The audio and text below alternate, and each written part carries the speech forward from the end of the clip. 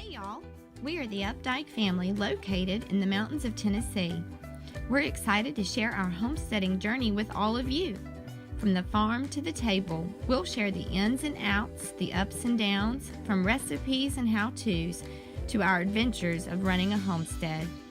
So come on in and join us. From our home to yours, welcome to the Updike Family Homestead.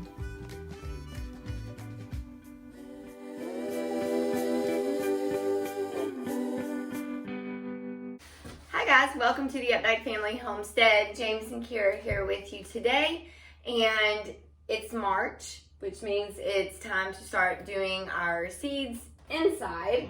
It's actually probably our favorite time of year, other than taking it and the harvest of it, the harvesting of it. But I don't know, we just really enjoy sitting and actually putting the seeds into the little pods. So first I want to kind of talk to you, we're going to kind of talk to you about supplies that you're going to need.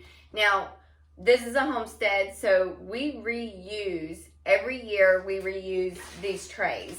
So, I don't even remember like when we first got them. It's a them. little greenhouse dome tray. Yeah. So you can get them at places, Lowe's, Home Depot, Walmart, but don't throw it away. Yeah, don't throw it away. You can reuse them Yeah. every year. And then you can order, well, I did, and I'll post the link down below, but I ordered these off of Amazon, and these are just the refill, recharge little pods. They look like this. Little peat So pod. it's like a disc. Yeah, a little peat pod. You fill it up. And I don't know if you can hear that. It comes super compacted. It's hard.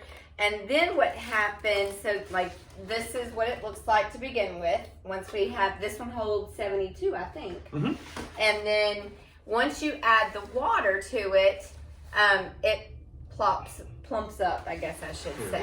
We can pull one. Maybe we can pull one out. I don't know. No, because it'll fall apart a little bit. But they'll swell way. Yeah, they'll swell up super big, which is what you want.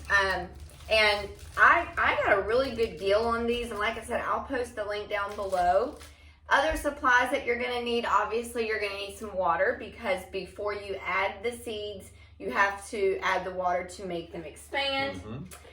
You're going to want some markers to say, okay, this is tomatoes, this is spinach, this is... And we just bought a pack of these, but you can use popsicle sticks. You can make your own. Well, these were left over. Of course they were. Yeah. Reuse them. And then I think they may have came with this thing. Probably. Yeah. And then you're gonna want, like, I don't know if you can see that, I hope you can, just a couple of toothpicks, and that's just to kind of help you put the hole in there to put the seeds in there. Now, there are certain things that you can't plant inside. So that's when we go to our seed box. If you've watched our videos, you have seen our seed box, and full. It is completely full. Good grief. I have a little, probably a little bit of an obsession, problem. Maybe? Could you say obsession? Yeah, obsession with seeds, yes. But all of these have been organized. So I have like everything that's, Sure. Everything that's like in the red cards says that it's direct sow. So I know that those are things that need to be planted directly outside. And those things are going to be carrots, your green beans, lettuce, spinach, Swiss chard, peas. Beans. Yeah, any kind of beans. Corn, pumpkin, wheat, sunflower. So all of that we're not going to even touch, because those are going to go directly into the garden. It's best to wait after the last frost date for most of those. Most of the stuff. Like your peas, those need to go out like in the next few weeks. They need to be planted, because they are a cold weather crop. Then in the next section, I have herbs and flowers, which I am going to put some flowers like marigolds inside. I'm going to start those inside, because those are great for helping the bees pollinate all of the vegetables that are in the garden. And they're expensive if you buy them in the store. They are. Then in my yellow section, this is everything that we start inside. So I'm just going to pull that entire section out. And obviously we're not going to start all of these seeds, because it would be way too much. Yeah. And honestly, we're a little bit behind because some of these things, like in this first packet here, it's broccoli, cauliflower, cabbage, and Brussels sprouts.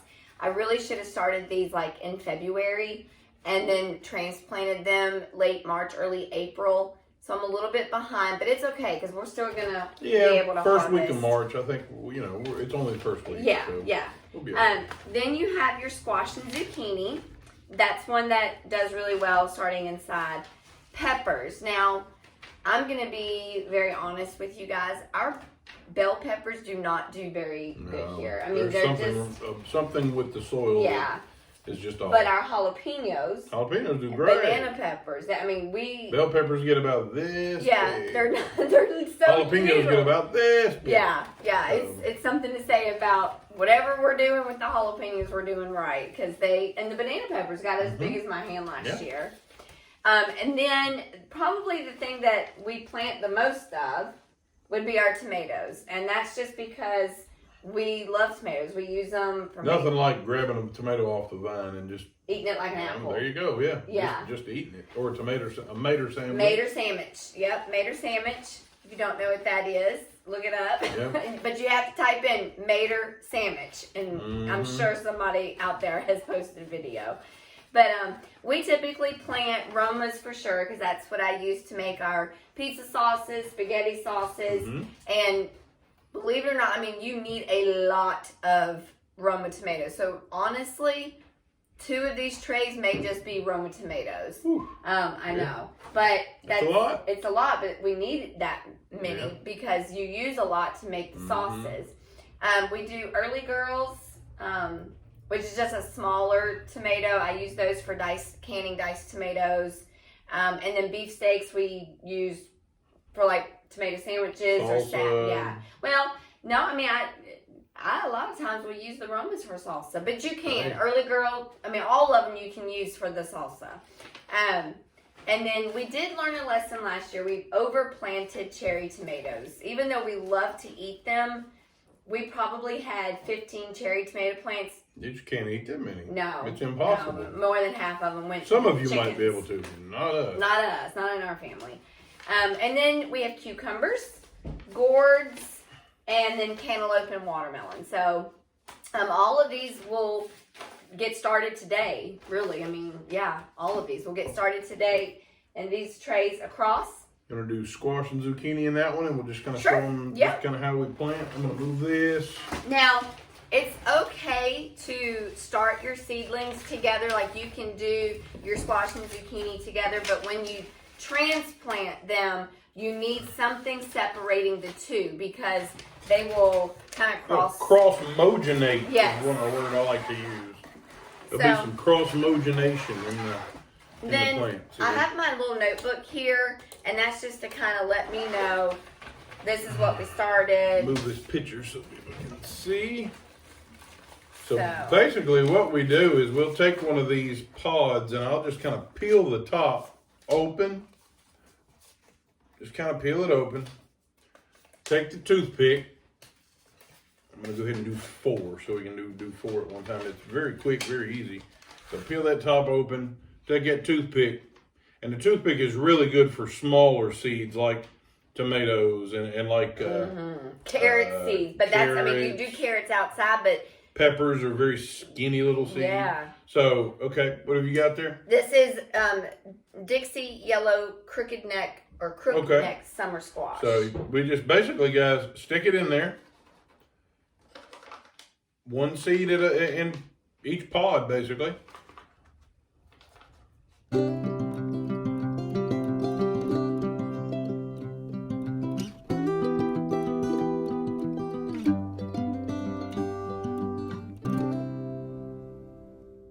And so then what we'll do, we really don't need the toothpick to do this part.